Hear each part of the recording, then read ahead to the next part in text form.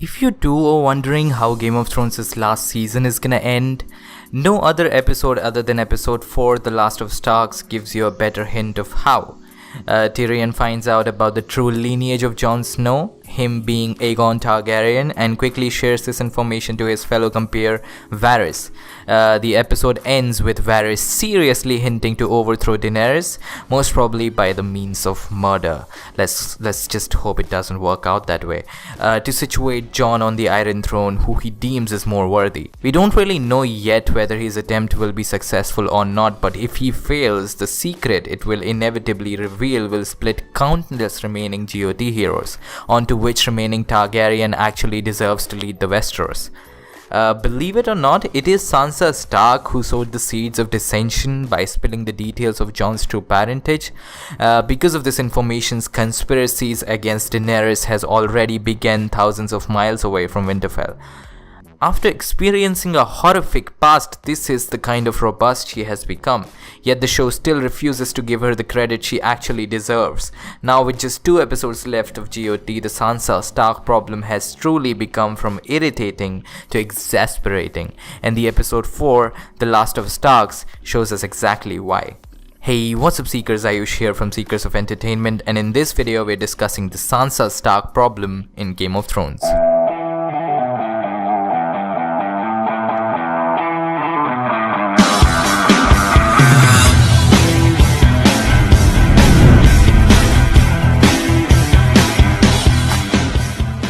As seen in the beginning of the episode 4, Sansa is sitting with the Hound. It's at this moment where the show reminds us that the two have a history. During the early season, both Sansa and Sandor Clegane were stuck in King's Landing together. Sansa was being held hostage as a political tool, whereas the Hound was Joffrey's sworn sword.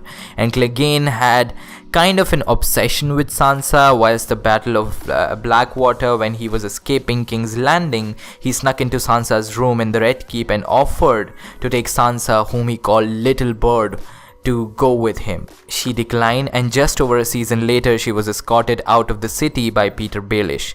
He takes her to the Vale, and while she is there he ends up marrying Sansa's aunt Lysa, who is a psychopath in her own right to say the least and is ruling Vale at that time. Because of Peter's fondness for Sansa, Lysa becomes extremely jealous and nearly throws her out of the moon door to her death, right before Littlefinger murders his new wife. After escaping the clutches of Lysa, Littlefinger marries her to Ramsay Bolton, promising her that this is the only way she can take back the North, which is obviously not. Ramsay is a sadist and a rapist who abuses Sansa on a regular basis. This horrible detour ends up with Sansa feeding Ramsay to his dogs. Eventually, Sansa and her little sister Arya plot Littlefinger's murder for his crimes against all the Starks and the entire Sansa's marriage shenanigan. If anything, all this tells us is Sansa was dragged through. She wasn't prepared. She was living in her fairy tales when the show started, but she not only survived but clawed her way to true and inviolable power.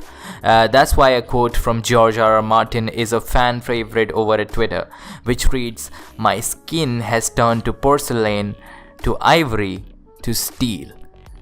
Yet the show is losing the weight of her character development, which took 7 seasons in the making.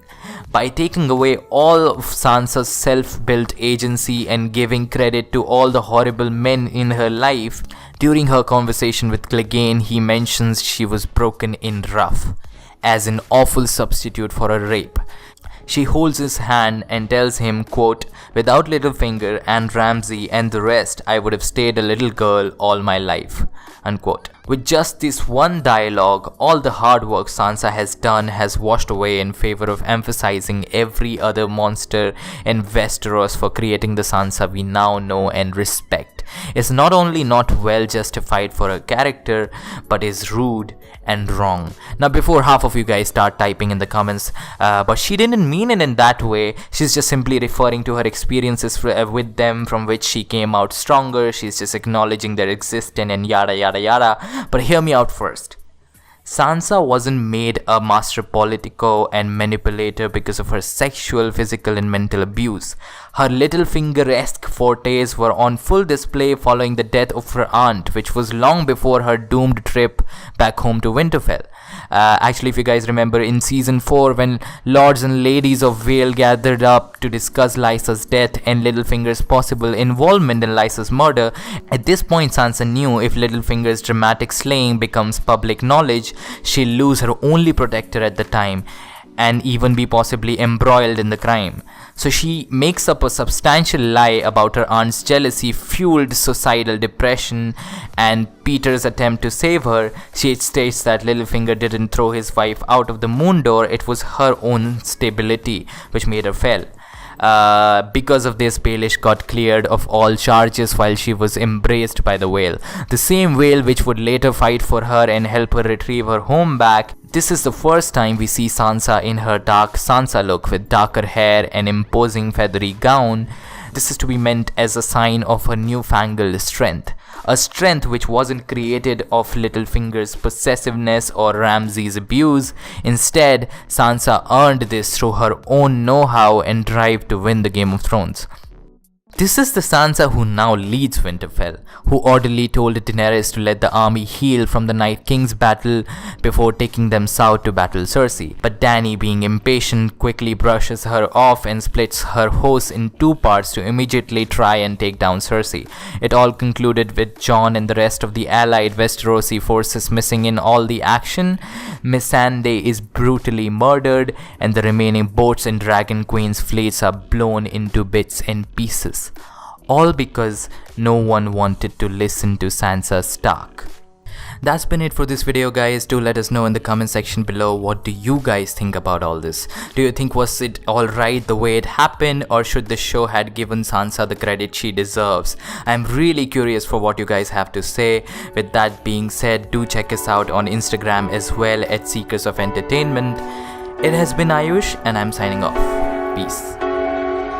In her heart there's a hole, there's a black mark on her soul. In her hands is my heart, and she won't let go till it's scarred. Try to